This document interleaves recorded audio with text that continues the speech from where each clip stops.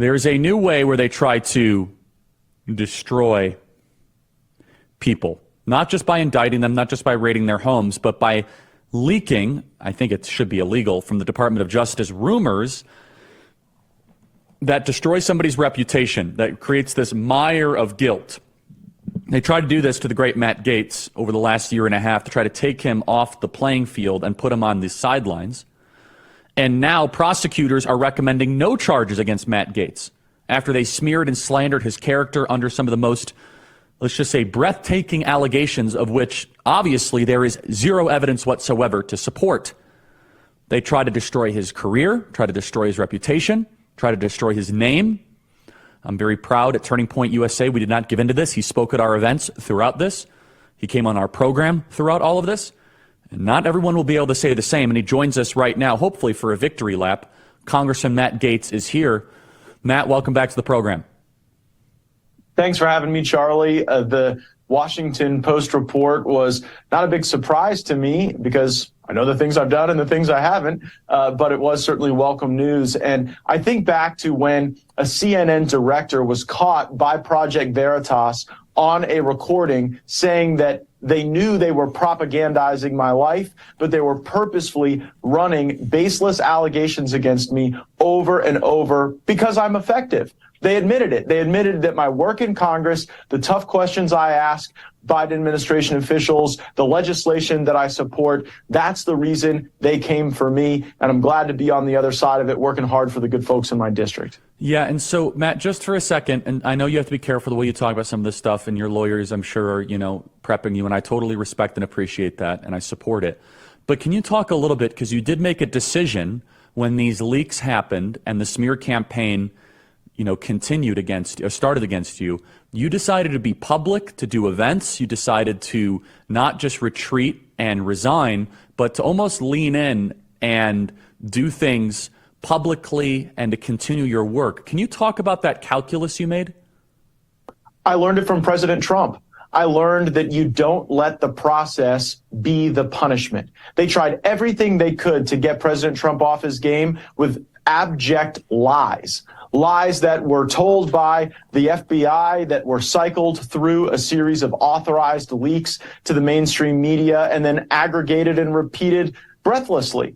And he continued to focus on what the American people needed. And so I really took a lot of comfort in observing his approach to that. And look, I did hear all the talking heads on MSNBC and elsewhere say, Matt Gaetz is crazy. Why is he out in public denying these things and talking about these things? Any smart lawyer would tell him to go hide under his bed and never come out. And frankly, that's just not the way innocent people behave. If you didn't do something and people are accusing you of it, I wanted to be out in front of the country answering questions. I came on your program. That's right. We had no script, no rules. I said, Charlie, ask me anything you want to ask me, and I am going to lay out the truth. And I'm glad that even though, when I told the country that there were people trying to use lies to shake down my family for $25 million, now that it probably sounded bizarre. That has been proven by a jury of the peers, that there was a blackmail operation against your family. That's legit. Yes.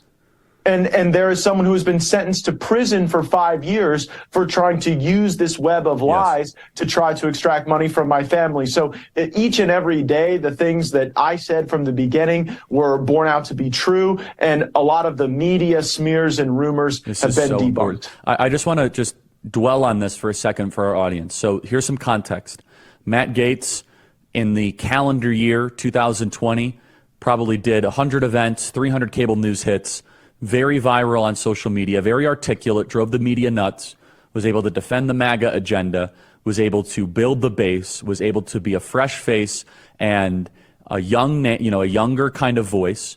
The media saw that as a threat in Congress, and they wanted to torpedo it. Not just the media, the uniparty. I think both parties were involved in this because Matt Gaetz spoke out against foreign wars. Matt Gaetz spoke out against the intelligence agency. Matt Gaetz talked about all these different things that you're not supposed to talk about.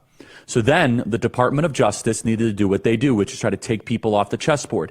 If they can't debate you, if they can't dialogue with you, if they can't leak things, then they're going to try to go through character assassination. They're going to go through character assassination via the Justice Department. So the evidence was never there, but all they need is a rumor. So they tried the next best thing, which is destroy your character via rumor. And I remember when the story came out, the first reaction I had, I remember exactly where I was. I was in Naples, Florida. I said, Matt is a serious threat to the regime. This is a huge move. This is the stuff they do against four-star generals that speak out. This is they don't do this against congressmen very often.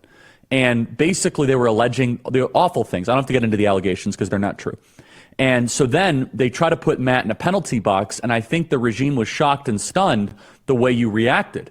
The way you reacted was that, no, I'm going to not even defend. There's nothing here. And you kept on doing events.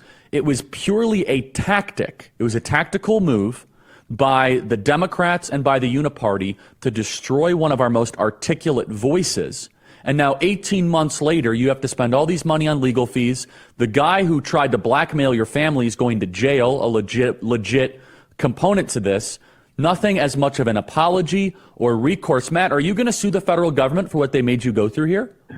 Well, I think the federal government enjoys sovereign immunity, so I probably won't be able to sue them. But I am taking counsel of, some of the just baseless stories that were written about me, and particularly when CNN has one of their own directors saying, we are doing this with malice. We know these things are propaganda, but we're doing it on purpose because we want Matt Gaetz to be less effective in blocking the Democrat agenda. I mean, it's laid out in Technicolor. And so I am looking at that. But, the fights I want to be in are the fights on behalf of our fellow Americans, people who are mistreated as a consequence of January 6th, people who are suffering under this economy, people who can't afford gas to work. So I don't want to become so enveloped in what happened to me that I miss being in the fight for our regular Americans. But because, Matt, you know that, and I understand that's the right answer for you, but it's my job also to broaden this for everybody, that they were trying to turn you into a show trial. It was a Soviet tactic, right?